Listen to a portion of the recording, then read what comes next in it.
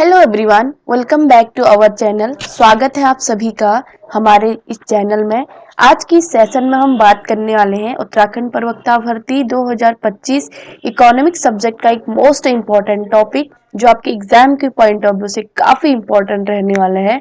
तो चलिए आज का टॉपिक हम स्टार्ट करते हैं। Let's start now. आज का हमारा टॉपिक है demand and law of demand and इसकी मीनिंग जानेंगे, इसकी डेफिनेशन जानेंगे, मांग में संकुचन जानेंगे, मांग में विस्तार जानेंगे, मांग में कमी और मांग में वृद्धि और मांग के जो निर्धारक तत्व हैं उनके बारे में आज बात करने वाले हैं। तो बने रहे आज के इस सेशन में। तो देखते हैं फर्स्ट ऑफ ऑल कि डिमांड होती क्या है। ठीक, मांग जानेंगे। तो मांग बेसिकली एक प्रभावपूर्ण इच्छा है। ठीक है, मांग से ही किसी वस्तु का क्या होता है, हम किसी वस्तु को जब हमारी इच्छा जागृत होती है तभी हम किसी वस्तु की क्या करते हैं, डिमांड करते हैं। तो उसी प्रकार यहाँ पे एक डेफिनेशन दी हुई है प्रोफेसर पेंसन ने। उन्होंने बोला है कि मांग मांग क्या है, एक प्रभावपूर्ण इच्छा है। मांग एक प्रभावी इच्छा है।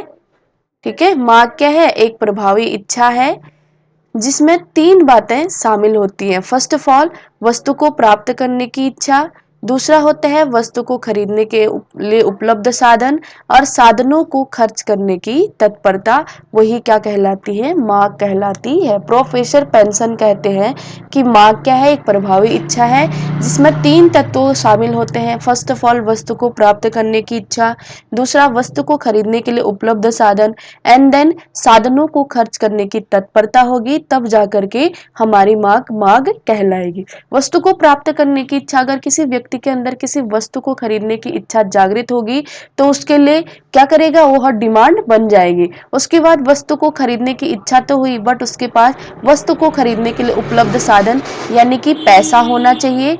देन उसके पास पैसा होने के बाद उस पैसे को खर्च करने की उसके अंदर क्या होने चाहिए, तत्परता होनी चाहिए, तब जाकर के कोई मांग मांग कहलाएगी। नेक्स्ट डेफिनेशन दी है प्रोफेसर बाग ने। प्रोफेसर बाग कहते हैं कि किसी वस्तु की मांग उस वस्तु की मात्रा तथा उसकी कीमत से संबंधित होती है जो कीमत विशेष पर खरीदी जा सकती है। प्रोफेसर बाग कहते हैं कि किसी वस्तु की मांग और उस वस्तु की मात्रा तथा उसकी कीमत से क्या होती है, संबंधित होती है जो कि कीमत विशेष पर खरीदी जा सकती है। इट मीन्स कि किसी वस्तु को खरीदने के लिए उसकी कीमत पे क्या होते हैं, निर्भर करते हैं। अगर उस वस्तु की कीमत में कमी आती है तो उस वस्तु की मांग क्या होगी, ऑटोमेटिकली बढ़ जाएगी। अगर उस वस्तु की कीमत में वृद्धि होती है तो उसकी मांग में क्या हो जाएगी, कमी हो जाएगी। इसे हम लॉ ऑफ डिमांड कहते हैं, जिसको थोड़ा सा हम आगे एक्सप्लेन करेंगे। ठीक है, यहाँ पर हम देखेंगे टाइप्स ऑफ डिमांड। यहाँ पे बात करेंगे हम टाइप्स ऑफ डिमांड की, यानी कि मांग के कितने प्रकार होते हैं। तो मोस्टली जो मांग के टाइप्स होते हैं वो तीन प्रकार से होते हैं। फर्स्ट ऑफ ऑल मूल्य मांग, जिसे प्राइस डिमांड कहा जाता है। एंड देन सेकंड है हमारा यहाँ पे इनकम डिमांड एंड यहाँ पे है क्रॉस या आड़ी डिमांड, जिसे बोला जाता है क्रॉस डिमांड। ठीक है, तो हमारी मोस्टली तीन टाइप्स की यहाँ पे डिमांड होती है। तो फर्स्ट ऑफ ऑल हम यहाँ पे देखेंगे कि जो मूल्य मांग है, मूल्य मांग होती क्या है। अन्य बातों के समान रहने पर मूल्य मांग वह मांग है जिसे एक उपभोक्ता निश्चित समय में विभिन्न कल्पित मूल्यों में खरीदने के लिए क्या रहता है, तत्पर रहता है, वही हमारी क्या कहलाती है, मूल्य मांग कहलाती है। अर्थात वस्तु की मांग उस वस्तु की कीमत पर क्या करती है, निर्भर करती है। एक्स वस्तु की मांग एक्स वस्तु के कीमत पर क्या करती है, निर्भर करती है। ठीक, कीमत पर डिपेंड होती है। इट मीन्स कि यदि किसी वस्तु की कीमत में कमी होगी तो उस वस्तु की मांग में क्या होगी, वृद्धि होगी। एंड देन यदि किसी वस्तु की कीमत में वृद्धि होती है तो उसकी मांग में क्या हो जाएगी, कमी हो जाएगी। तो एक्स वस्तु की मांग उसकी कीमत पर निर्भर करती है। dx is equal to function of px, यानी कि एक्स वस्तु की मांग एक्स वस्तु का क्या होती है, फलन होती है। मांग वक्र का ढाल मूल्य मांग में ऋणात्मक पाया जाता है। कभी कभी पूछा जाता है कि मूल्य मांग में मांग वक्र का ढाल कैसा होता है, तो यहाँ पे क्या होगा, ऋणात्मक यानी कि निगेटिव होगा। ठीक है, अब हम बात करेंगे दूसरा, यहाँ पे देखेंगे इनकम डिमांड क्या है। तो आय मांग, आय मार्ग का अभिप्राय वस्तुओं और सेवाओं की उन मात्राओं से लगाया जाता है, वस्तुओं और सेवाओं की उन मात्राओं से लगाया जाता है जो किसी समयावधि में अन्य बातों के समान रहने पर उपभोक्ता अपनी उपभोक्ता अपनी विभिन्न आय स्तरों पर क्रय करने की तत्परता दिखाता है, वही क्या कहलाता हमारा आय मार्ग कहलाता है। ठीक है, तो आय मार्ग के अंतर्गत दो प्रकार की वस्तुएं आती हैं, श्रेष्ठ वस्तुएं जिन्हें सुपीरियर बोला जाता है, दूसरा आता है हीन वस्तुएं या फिर निकृष्ट वस्तुएं। जो श्रेष्ठ वस्तुएं वह वस्तुएं होती हैं जिनमें किसी वस्तु की कीमत में थोड़ी सी कमी होने के पश्चात भी उसके मांग में वृद्धि हो जाती है, तो वह कहलाती है श्रेष्ठ वस्तुएं। श्रेष्ठ वस्तुओं के संदर्भ में मांग वक्र का ढाल क्या होता है, धनात्मक, यानी कि बाएं से दाएं ऊपर की ओर उठता हुआ होता है। आय में वृद्धि के साथ साथ मांग में क्या होती है, वृद्धि होती है। जैसे फॉर एग्जाम्पल किसी व्यक्ति की इनकम 10,000 है, वह उसकी इनकम बढ़ करके वो 20,000 हो जाती है, तो उस कंडीशन में वो क्या करेगा, श्रेष्ठ वस्तुओं को परचेज करने लग जाएगा। तो जो श्रेष्ठ वस्तुएं हैं, श्रेष्ठ वस्तुओं के संदर्भ में मांग वक्र का ढाल जो क्या होते हैं, धनात्मक पाया जाता है। देन हीन वस्तुएं, हीन या निकृष्ट वस्तुएं, इन्हीं को गिफिन वस्तुएं भी कहते हैं। गिफिन वस्तुएं वह वस्तुएं होती हैं जो जो आय बढ़ेगी तो उस वस्तु की क्या हो जाएगी, मांग घटा देगा। जैसे फॉर एग्जाम्पल हीन वस्तुओं का एक एग्जाम्पल है यहाँ पे मोटा अनाज। मोटा अनाज, अगर किसी व्यक्ति की आय पहले 10,000 थी, अब उसकी आय 20,000 हो गई है, तो वह मोटे अनाज की जगह बासमती राइस खरीदना क्या करेगा, पसंद करेगा। तो जिस प्रकार उपभोक्ता की आय में वृद्धि होती है, उसी प्रकार इसकी जो मांग होती है उसमें कमी होती है, इसीलिए हीन या निकृष्ट वस्तुएं इनको कहा जाता है। नेक्स्ट देखते हैं हम यहाँ पे तिरछी या आड़ी मांग। तिरछी या आड़ी मांग, क्रॉस डिमांड का अर्थ एक वस्तु के लिए उन मात्राओं के परिवर्तन से है जो उस वस्तु के विशेष कीमत में परिवर्तन न होने पर किसी अन्य संबंधित वस्तु की कीमत में क्या हो जाता है, परिवर्तन हो जाता है। तो तिरछी या आड़ी मांग प्रतिस्थापन और पूरक वस्तु के संदर्भ में पाई जाती है। प्रतिस्थापन वस्तुएं वह वस्तुएं होती हैं जो एक दूसरे के स्थान पर प्रयोग की जाती हैं, जैसे फॉर एग्जाम्पल गुड़ और चीनी। और मांग वक्र का ढाल इसमें कैसा होता है, धनात्मक पाया जाता है। अब प्रतिस्थापन वस्तुओं के संदर्भ में कैसे पाया जाएगा वो देखेंगे। यदि गुड़ की कीमत में वृद्धि होती है तो व्यक्ति क्या करेगा, उपभोक्ता चीनी खरीदेगा, क्योंकि दोनों से क्या होता है, समान उपयोगिता प्राप्त होती है।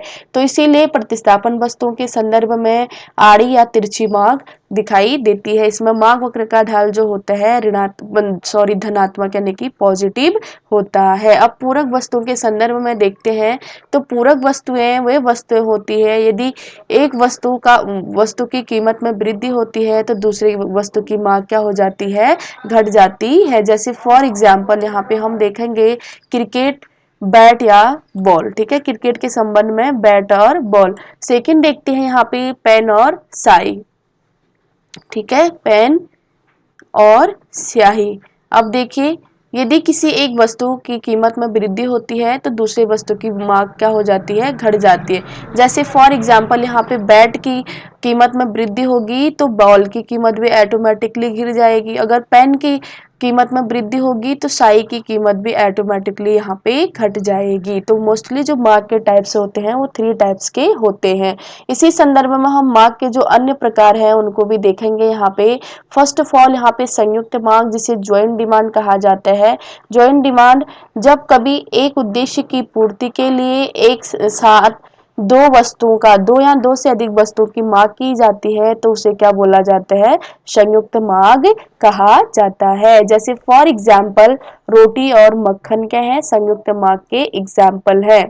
ठीक है, यहाँ पे उद्देश्य एक ही है। ठीक है, रोटी पे क्या करेंगे, मक्खन लगा के खाएंगे। उद्देश्य तो एक है बट एक ही साथ दो वस्तुओं की डिमांड की जा रही है तो वह क्या कहलाएगी, संयुक्त मांग कहलाएगी। पेन और स्याही भी संयुक्त मांग है, क्योंकि दोनों का काम क्या है, लिखना है। यदि पेन में इंक नहीं होगी तो हम लिख नहीं पाएंगे, तो यहाँ पे जो पेन और स्याही है ये भी संयुक्त मांग का एग्जाम्पल हो जाएंगे। बैट और बॉल, दोनों का उद्देश्य क्या है, क्रिकेट खेलना है, तो बैट और बॉल भी यहाँ पे संयुक्त मांग हो जाएंगी, क्योंकि एक उद्देश्य की पूर्ति के लिए एक ही साथ उनकी डिमांड की जा रही है। सेकंड हम यहाँ पे देखेंगे व्युत्पन्न मांग। जब किसी वस्तु की मांग के कारण अन्य वस्तु या सेवा की मांग उत्पन्न होती है तो उसे क्या कहते हैं? व्युत्पन्न मांग कहते हैं। जब किसी वस्तु की मांग के कारण अन्य वस्तु का या सेवाओं की मांग उत्पन्न होती है तो वह मांग क्या कहलाती है? व्युत्पन्न मांग कहलाती है। जैसे फॉर एग्जाम्पल श्रम की मांग, क्योंकि श्रम की सहायता से अन्य वस्तुओं का हम क्या करते हैं? यहाँ पे उत्पादन कर रहे हैं, तो यहाँ उत्पादन के उद्देश्य से श्रमिकों की यहाँ पे क्या हो रही है? मांग हो रही है, तो यह क्या कहलाएगा? हमारा व्युत्पन्न मांग कहलाएगा। देन हम देखेंगे सामूहिक मांग, जिसे बोला जाता है कंपोजिट डिमांड। सामूहिक मांग का आशय ऐसी वस्तुओं से है जिनको एक से अधिक उपयोगों में लाया जा सकता है, वही क्या कहलाएगी? सामूहिक मांग कहलाएगी। जैसे कोयला और बिजली सामूहिक मांग के क्या है? एग्जाम्पल है। तो आई होप कि आपको ये समझ में आया होगा कि मांग के तीन टाइप्स होते हैं मोस्टली। इसके अलावा तीन और टाइप्स होते हैं जिन्हें संयुक्त मांग, व्युत्पन्न मांग और सामूहिक मांग कहा जाता है। अब हम देखेंगे यहाँ पे मांग में विस्तार एवं संकुचन। तो जो मांग में extension and contraction of demand, यानी कि मांग में विस्तार क्या होता है, इसके बारे में हम देखेंगे। मांग का विस्तार अन्य बातों के समान रहने पर कीमत की कमी के पश्चात वस्तु की मांग में होने वाली अधिकता मांग में क्या कहलाती है? विस्तार कहलाती है। यदि किसी वस्तु की कीमत में कमी होती है तो उस वस्तु की मांग में होने वाली जो वृद्धि है वही हमारी क्या कहला रही है? मांग में विस्तार कहला रही है। इसको हम एक एग्जाम्पल के थ्रू, यहाँ पे तालिका दी हुई है, इसके थ्रू हम इसको समझने की कोशिश करेंगे। ठीक है, यहाँ पे दिया है कीमत रुपये में। जैसे 5 रुपये किसी वस्तु की, मान लिया जाए यहाँ पे एक्स वस्तु यानी कि पेन है, पेन की कीमत क्या है? 5 है। तो उस वस्तु की मांग यहाँ पे कितनी हो जा रही है? 10 हो जा रही है। देन अगर 5 से उस वस्तु की कीमत घट के 4 होती है तो यहाँ पे वस्तु की कीमत कितनी हो जाएगी? 15 हो जाएगी। अगर वस्तु की कीमत 5 से घटकर 3 होती है तो यहाँ पे वस्तु की मांग कितनी हो जाएगी? 20 हो जाएगी। अगर वस्तु की कीमत 5 से घटकर यहाँ पे 2 हो जा रही है तो यहाँ पे 25 उसकी डिमांड हो जा रही। अगर वस्तु की कीमत 5 से घट करके 1 रह जाती है तो यहाँ पे वस्तु की जो मांग है वो 30 हो जाएगी। तो किसी वस्तु की कीमत में कमी होने के पश्चात उसकी मांग में जो अधिकता दिखाई दे रही है वही हमारी क्या कहलाती है? मांग में विस्तार कहलाती है। जैसे जैसे वस्तु की कीमत में कमी आ रही है तो उस वस्तु की मांग में यहाँ पे क्या हो जा रही है? वृद्धि हो जा रही है। अब इसको हम एक डायग्राम के थ्रू समझते हैं। ठीक, ये है वाई एक्सेस, इसको बोला जाता है एक्स एक्सेस। यहाँ पे हम वस्तु की मांग को डिनोट करेंगे, यहाँ पे वस्तु की कीमत को डिनोट करेंगे। तो वस्तु की मांग, जैसे यहाँ पे वस्तु की कीमत है 5 4 3 2 1। तो जब वस्तु की कीमत क्या थी? 1 रुपया, 5 रुपीज थी, तो यहाँ पे वस्तु की मांग कितनी थी? 5 रुपये थी। जब वस्तु की कीमत 4 थी तो यहाँ पे वस्तु की मांग कितनी थी? 10 थी। जब वस्तु की कीमत 3 हुई तो यहाँ पे वस्तु की मांग कितनी हुई? 15 हुई। यहाँ पे वस्तु की मांग 2 हुई तो यहाँ पे 20 होगी। यहाँ पे वस्तु की मांग 1 हुई तो यहाँ पे 25 होगी। इसी प्रकार से जैसे जैसे वस्तु की कीमत में कमी आएगी उस वस्तु की मांग यहाँ पे क्या हो जाएगी? बढ़ती हुई कंडीशन में आ जाएगी। ठीक है, तो ये था मांग में विस्तार। अब हम बात करेंगे नेक्स्ट मांग में संकुचन की। ठीक है, तो मांग में संकुचन क्या होता है? अन्य बातों के समान रहने पर कीमत की वृद्धि में मांग में होने वाली गिरावट क्या कहलाते हैं? मांग में संकुचन कहलाता है। इट मीन्स कि यदि किसी वस्तु की कीमत में वृद्धि होती है तो उसकी मांग में जो कमी या गिरावट आती है वही क्या कहलाते हैं? मांग में संकुचन कहलाता है। यहाँ पे फॉर एग्जाम्पल देखते हैं हम मांग का संतुलन। यहाँ पे वस्तु की कीमत है 1 2 3 4 5। जब वस्तु की कीमत 1 रुपया थी तो यहाँ पे वस्तु की मांग क्या हो रही है? 30 हो रही है। ठीक, उसके बाद जब वस्तु की कीमत बढ़ के 2 रुपये हुई तो यहाँ वस्तु की मांग घटकर कितनी होगी? 25 होगी। वस्तु की कीमत बढ़कर 3 रुपये हुई तो यहाँ पे वस्तु की मांग कितनी होगी? 20 रहेगी। अब यहाँ पे वस्तु की मांग कीमत 4 रुपीज हुई तो यहाँ पे वस्तु की मांग घट करके ₹15 होगी। यहाँ पे वस्तु की कीमत बढ़ के 15 हुई तो यहाँ पे वस्तु की मांग घट करके ₹10 रहेगी। ठीक है, तो जो मांग में विस्तार था उसका अपोजिट हम कर देंगे तो वही हमारा क्या हो जाएगा, मांग में संकुचन कहलाएगा। इसको हम डायग्राम के थ्रू समझते हैं। तो यहाँ पे वस्तु की मांग 1 2 3 4 5 ये वस्तु की क्या है, कीमत है। एंड यहाँ पे हमने वस्तु की मांग को दर्शाया हुआ है 5 10 15 20 25 एंड 20। जब वस्तु की कीमत कितनी थी, ₹1 थी, तो वस्तु की मांग कितनी थी, 5 थी।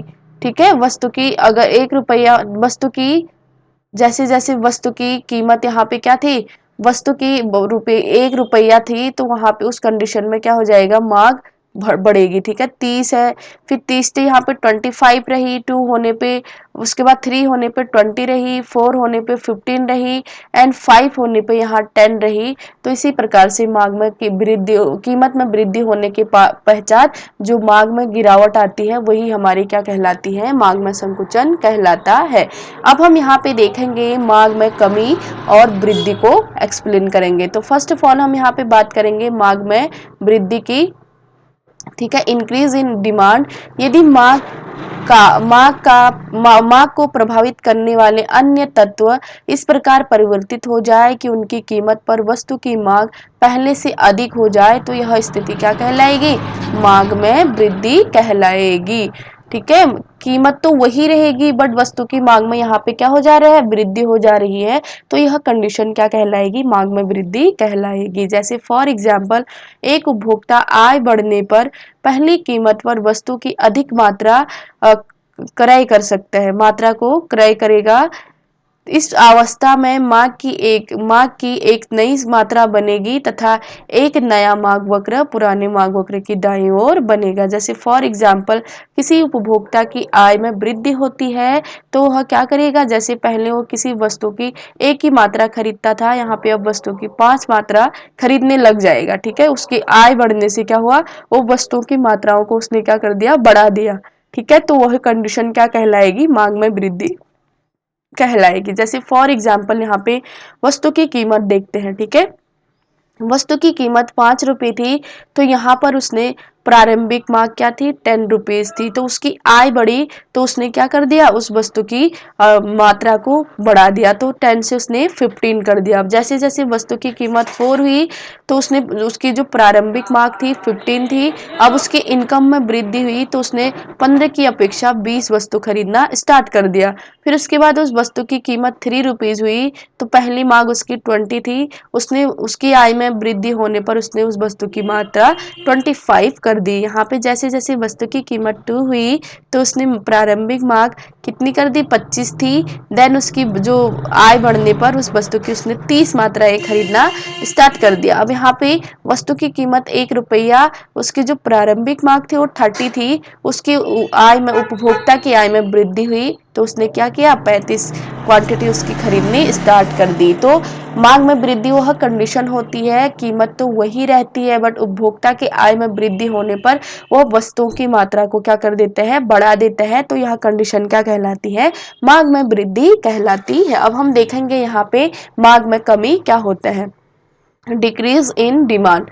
ठीक है, मांग में कमी को हम यहाँ पे देखेंगे तो मांग में कमी, ठीक, यदि मांग को प्रभावित करने वाले तत्व इस प्रकार से परिवर्तित, ठीक है, यहाँ पे परिवर्तित होगा, इस प्रकार से परिवर्तित हो कि उन्हीं कीमतों पर वस्तु की मांग पहले की अपेक्षा घट जाए तो यह स्थिति क्या कहलाएगी, मांग में कमी कहलाएगी। जैसे फॉर एग्जाम्पल, किसी व्यक्ति की नौकरी चली जाती है या फिर वो बेरोजगार हो जाता है तो उस कंडीशन में वो क्या करेगा, वस्तुओं की जो मात्रा है उसको क्या कम खरीदेगा। ठीक है, मात्रा में कमी कर देगा तो यह स्थिति क्या कहलाएगी, हमारी मांग में कमी कहलाएगी। कीमत तो वही है, ठीक है, कीमत सेम है बट उसकी जो मात्रा है, मात्रा में कमी आ जाना मांग में क्या कहलाता है, कमी कहलाता है। जैसे फॉर एग्जाम्पल, यहाँ पे देखिए वस्तु की कीमत ₹5 है तो यहाँ पे प्रारंभिक मांग उसकी कितनी थी, 10 थी, और यहाँ पे घटी हुई मांग क्या है, 5 है।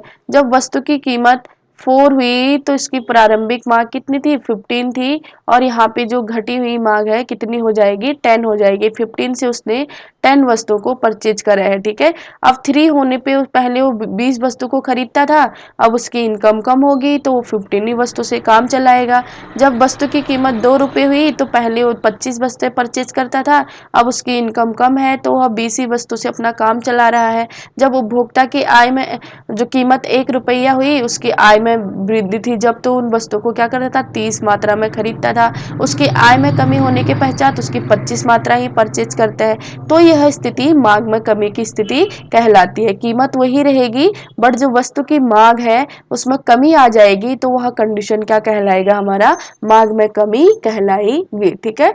अब हम यहाँ पे देखते हैं कि जो मांग के निर्धारक तत्व है, डिटर्मिनिंग फैक्टर ऑफ डिमांड, यानी कि मांग को निर्धारण करने वाले तत्व बोले या फिर मांग को प्रभावित करने वाले तत्व बोले, ये सब एक ही होते हैं, ठीक है। तो जो मांग को प्रभावित करने वाला तत्व है, फर्स्ट ऑफ ऑल उपभोक्ता की आय, ठीक है। उपभोक्ता की आय क्या करती है, मांग को प्रभावित करती है। इनकम ऑफ द कंज्यूमर कैसे करती है, अब देखते हैं।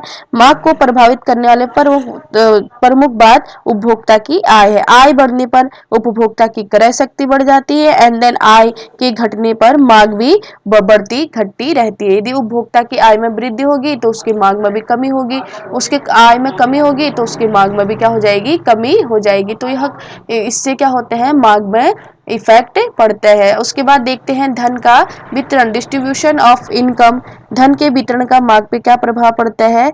तो देखते हैं, यदि धन का वितरण समान है तो मांग बढ़ेगी, अन्यथा मांग में क्या हो जाएगी, कमी हो जाएगी। इसीलिए धन का वितरण समान होना चाहिए, नहीं तो अगर समान नहीं है तो मांग पे क्या करेगा, इफेक्ट करेगा। उसके बाद उपभोक्ता की रुचि, इंटरेस्ट ऑफ कंज्यूमर, जो उपभोक्ता की रुचि होती है वो भी मांग को क्या करती है, प्रभावित करती है। जिन वस्तुओं के प्रति उपभोक्ता की रुचि बढ़ेगी या जिन वस्तुओं का फैशन बढ़ेगा, उन्हीं वस्तुओं की मांग क्या होगी, वृद्धि होगी, ठीक है। अब देन यहाँ पे देखते हैं भौगोलिक वातावरण।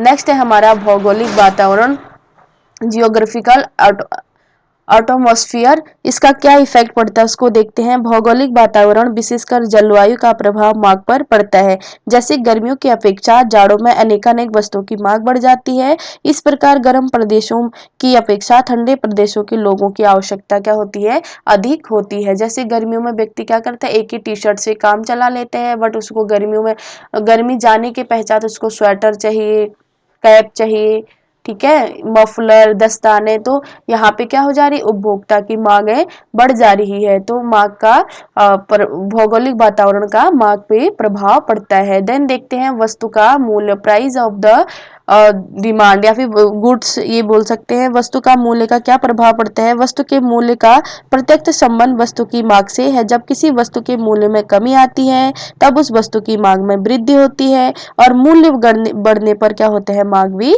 घटती है। एंड देन यहाँ पे हम देखेंगे जो व्यापार चक्र है, ट्रेड सर्कल का भी मांग पे प्रभाव पड़ता है। व्यापार चक्र में जब तेजी आती है तब रोजगार के नए अवसर प्राप्त होते हैं, लोगों की आय बढ़ती है जिसमें वे मांग बढ़ाते हैं। मंदी के समय मांग में कमी आती है, इस प्रकार व्यापार चक्रों का प्रभाव भी मांग पर पड़ता है। उसके बाद देखेंगे जो पॉपुलेशन है, हमारी जनसंख्या का भी मांग पे प्रभाव पड़ता है, ये भी मांग को क्या करती है, निर्धारित करती है। जनसंख्या वृद्धि और कमी मांग में वृद्धि और कमी करती है। इट मीन्स कि जहां जनसंख्या अधिक होगी वहां पर कम जनसंख्या देशों की तुलना में मांग क्या होगी, अधिक होती है। अब देन लास्ट देखते हैं हम भविष्य में मूल्य परिवर्तन की आशंका।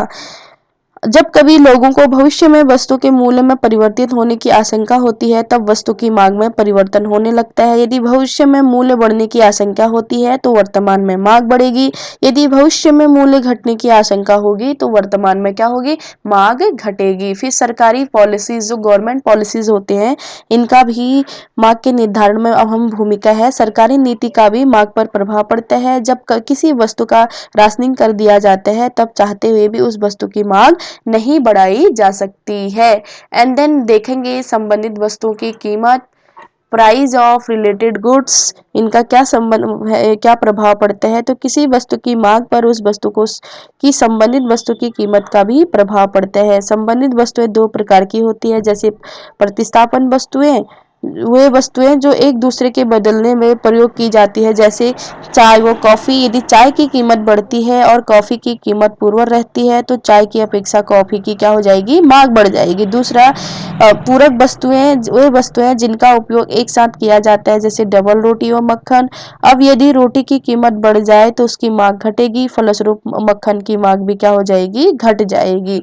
तो जो प्रतिस्थापन और पूरक वस्तुएं हैं, इनका भी मांग के निर्धारण में काफी अहम भूमिका होती है। अब हम थोड़ा सा यहाँ पे बात कर लेते हैं लॉ ऑफ डिमांड की। ठीक है, मांग का नियम क्या है, इसको हम देख लेंगे। तो मांग का नियम अन्य बातों के समान रहने पर जब किसी वस्तु के मूल्य में कमी होती है तो उस वस्तु की मांग में वृद्धि हो जाती है, तो वह क्या कहलाता है, लॉ ऑफ डिमांड कहलाता है। ठीक है, तो हम यहाँ पे बात करेंगे, सैमुअल्सन ने एक डेफिनेशन दी थी मांग के नियम की। अन्य बातों के समान रहने पर यदि किसी वस्तु की अधिक मात्राएं बाजार में आती हैं तो वे वस्तुएं कम मूल्य पर ही बेची जाती हैं।